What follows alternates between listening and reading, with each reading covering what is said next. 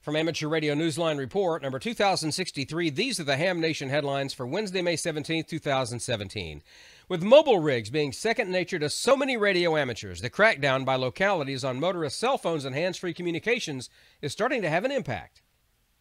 With the rise of cell phone usage, many states and communities are passing ordinances banning their use without a hands-free device. However, as Jay Melnick, KB0TS of the Radio Society of Tucson, Arizona points out, hams must remain diligent to make sure that amateur radio doesn't get caught up in the ban. The Tucson City Council approved a 5-2 new ban on using cell phone while driving.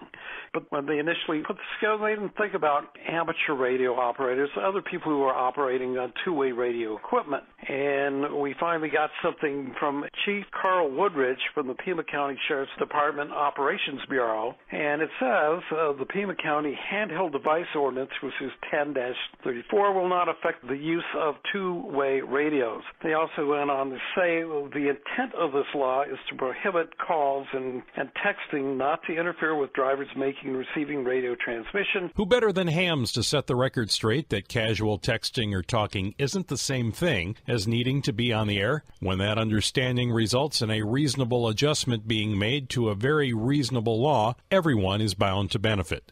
For Amateur Radio Newsline, I'm Paul Brown, WD9GCO.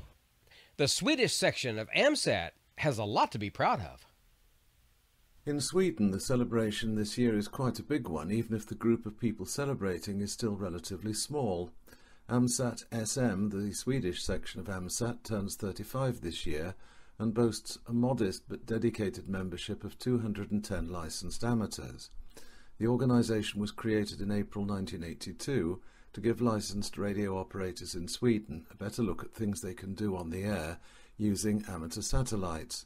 But lately its goal has also embraced expanding its community and welcoming new satellite devotees among Swedish amateurs.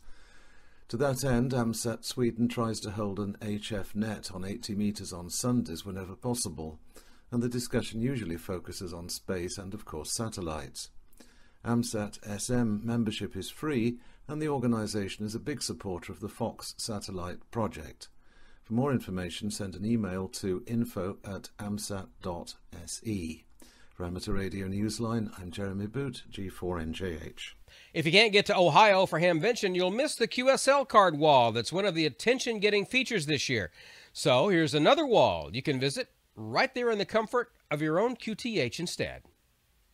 If you can't get to Ohio to see the QSL wall, a massive wall of QSL cards planned for Hamvention, and if you aren't going to Friedrichshafen, Germany, where the tradition began, how about this? The Les Nouvelles DX website, where more than 14,600 old QSL cards are on display in a variety of galleries and albums. The collection contains some must-see cards, at least one card from each of the 60 deleted DXCC countries, hundreds of QSL cards bearing prefixes that have long since disappeared, and more than 500 QSL cards from the 10 most wanted DXCC entities, collected between 2007 and 2016. You'll also see more than 450 QSL cards from the rare French Pacific Islands and more than 950 QSL cards from the bases in Antarctica. The website is located at lesnouvellesdx.fr.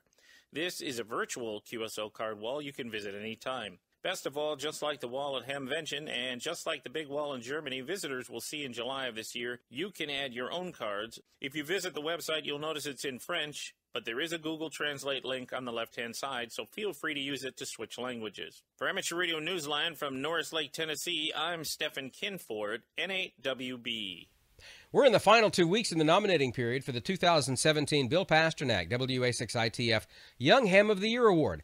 Nominations close May 31st. You can find the nominating form on our website, arnewsline.org, under the YHOTY tab. We'll present the award at the Huntsville, Alabama Hamfest in August.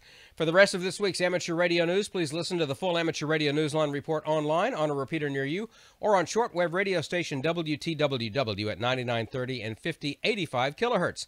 And that's all from the Amateur Radio Newsline, your independent source for amateur radio news for 4 decades and counting at www.arnewsline.org. With Paul Brown, WD9GCO, Jeremy Boot, G4NJH, Stephen Kinford, N8WB, Karen Eve Murray, KD2GUT at the news desk in New York, and our news team across the globe. I'm Don Wilbanks, AE5DW, saying 7-3. We'll see you at the Dayton Hamvention, and also next time here on Ham Nation.